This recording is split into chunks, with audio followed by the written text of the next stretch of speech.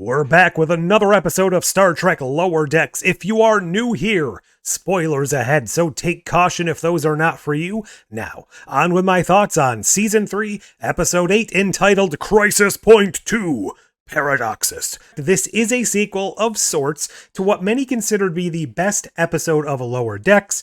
I hate to break the illusion, but that was never very high on my list. Perhaps I watched it at the wrong time with the wrong headspace or something, but I kind of always found it rather meh and plain, to be honest. Although I did appreciate some of the things they were doing, I never really clicked with it in the way many people seem to feel that it's the best of Lower Decks, or at least that episode that really got them on board with the show. This episode, however, I found to be pretty darn engaging. The story was technically focused around Boimler's epic space adventure, a holo novel. It was kind of a response to the one Mariner created back in Crisis Point 1, but the real emotional story was that of Boimler dealing with the news of his transporter clone's death, as well as trying to come to terms with his mortality and the relationship/friendship between himself and Mariner. That was really the emotional through line of this, if you can call it that, for such a short animated series. But that is, to me, what the actual crux of the story was, and the rest was just fast-paced action and window dressing in the background, which sometimes is the best way to deal with that stuff, not head-on, although I would have loved to see probably an entire hour-and-a-half length movie of just what was happening in this episode. Also, there will be more on Clone Boimler later, and God, it is very hard to say Clone Boimler. Now get ready, because I am about to try and walk on a tightrope here. I have stated at various times in the past my wish that this show would use Easter eggs and references as pure story integration and much less as random asides and background gags. This episode was almost entirely nothing but Easter eggs and callbacks just for the sake of it. However, that was honestly the entire point of this episode. This was created to be a pure homage to an exploration of the Star Trek movies as an entity in and of themselves. In that capacity, I do think that everything mostly worked well in this episode. So rooted was this episode in Star Trek movie culture that I am almost positive there was at least one reference or background gag or character or item from every single Star Trek movie that has existed up to this point. Whether it was just a piece of equipment, a story beat, or an actual character, I do believe there was at least a single reference to every movie, bar none. They had somewhat veiled allusions, like the Romulan triplets being based upon the Duras sisters, at least to some extent. There were more well-known behind-the-scenes references, such as meeting the godlike alien a la Star Trek V, only to have him be inhabited within a giant rock monster-type creature. This is, of course, the well-known behind-the-scenes story of Star Trek V, where William Shatner wanted to have the climax be a battle between a bunch of giant rock monsters, and because of budgetary reasons and just the inability to make them look realistic, that was completely scrapped from the movie. Then we have more straight up on the nose things, such as the Voyager reveal from the motion picture, or the punk guy from Star Trek 4, in the time travel segment. I could go on. There's a lot more little things, like the device the Romulans used in the time travel plot to try and blow up the founding of the Federation looked identical to the Thalaron radiation device from Star Trek Nemesis. The need to rescue sea creature ancestors like Star Trek 4. Heck, they even tossed in a straight-up Kelvin timeline conversation where they basically stated that two concurrently running franchises could take place in an alternate timeline where one is more cinematic and the characters are played by younger and more attractive actors. And they even pointed out, Tendi, I believe, pointed out that this is a very unscientific thing that has no plausibility in the real universe. So that was kind of a neat thing, too. In my opinion, this episode works far better as a love letter to the Star Trek films than the first Crisis Point, and I do realize it's probably going to be a very polarizing sentiment among the fandom out there. They also threw in other callbacks to Trek things like the Enterprise era footage of the founding of the Federation, and to be honest, this has me really hoping we get a bunch of Enterprise actors coming back to do something in the show. It seems like at this point they're unwilling to do an actual live-action continuation of the show, but at least if they could give us some sort of animated adventure or animated callbacks, for the time being, that would be a good love letter to that series. Two more points about the references that I'd like to address. I did enjoy that many of the character, place, and planet names, things like that in this episode, were named after prominent Star Trek creatives, voice actors, regular actors from both the history of Star Trek and this show itself, so that was a neat touch.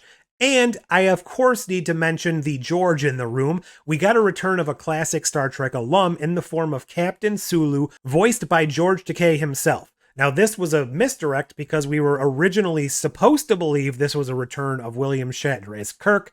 Obviously, that didn't happen, and it was a very good little recreation of the Nexus meeting scene between Kirk and Picard from Generations. However, it was more like a dream event that happened between Boimler and Sulu, so who's to say how realistic that actually was?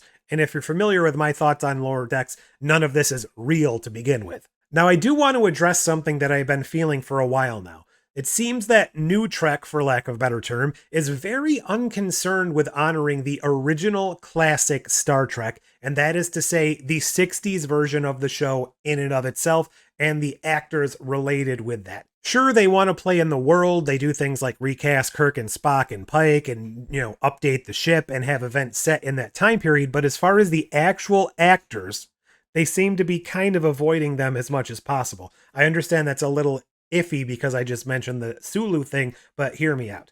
So they're churning out so much Star Trek content right now, regardless of whether or not you think it's fantastic, terrible, whatever, that they don't really give classic Star Trek any love, at least in the live action realm. We've had a couple of references in the animated series, and that's possibly the only thing we're going to get. But my fear is that we are quickly losing the remaining actors from that classic Star Trek. If we are ever going to get any reappearances in live action or even voice of the last three remaining characters, those being, of course, Sulu, Kirk, and Chekhov at this point, sadly we lost Nichelle fairly recently, this is the time to do it. And I feel like they're just keeping that door closed when this is the last possible shot they have to even open it. Star Wars, in my opinion, did the same thing, and that fell apart on them because they were trying to milk their legacy characters' returns by focusing each movie on one of the original characters and not having them all come together for one last hurrah. And sadly, Carrie Fisher died before her turn, and that kind of felt sour because they didn't have that last chance that we as fans probably wanted. At least in my opinion, had they all come together for one last rodeo, regardless of your opinion on the films themselves, that would have at least felt like they tried to do something.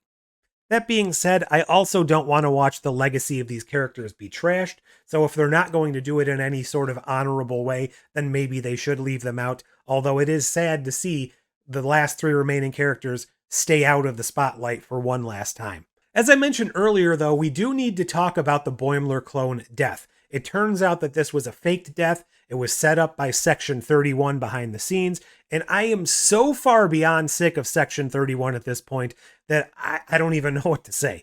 In principle, I guess it's a good idea, but in practice, it kind of undermines the integrity of the entire Star Trek universe. I really only found it to work in Deep Space Nine, and that was because it was played up with this whole sort of air of, do they really exist? Is it just a few fringe people working outside the Federation? We also had the whole heightened wartime storyline going on with the Dominion, so it made sense that there might be some more radical people out there. But in normal Star Trek terms, I feel like the whole purpose of Section 31 undermines what everything is supposed to be about. And I didn't necessarily hate it in Star Trek Enterprise either when it cropped up. That was way back in time prior to the founding of the Federation. I didn't really like that storyline, but I could understand how it actually fit in. All this being said, I would much prefer it to be in this goofy animated show where they could mock it and ridicule it, but I would rather not have any more references to Section 31, except for very, very minimally, because as of right now, it seems like every damn person in the universe is aware that this place exists, and it's like the worst kept secret in the universe at this point. Final thoughts. I guess I'm really coming to the conclusion that while I do tend to enjoy a lot of the show, it just doesn't feel like it holds much consequence, and it's a bit more disposable as a whole than a typical Star Trek show. I guess that's just by the nature of what this type of show is, and I don't necessarily think that's a bad thing. It's just something I've been coming to terms with feeling lately, because it seems like I watch the episode, I like the episode, but it just doesn't get its hooks in me the way a lot of prior Star Trek did. What do you think of this episode of Lower Decks? Do you think it was better than the previous one, or not a fan at all? What do you think of the show in general? Let me know all your thoughts about Star Trek Lower Decks. Anything you want down below. Leave a like while you're there. And until next time, oh, wait a minute. I was wearing sunglasses the whole time. Computer, End program.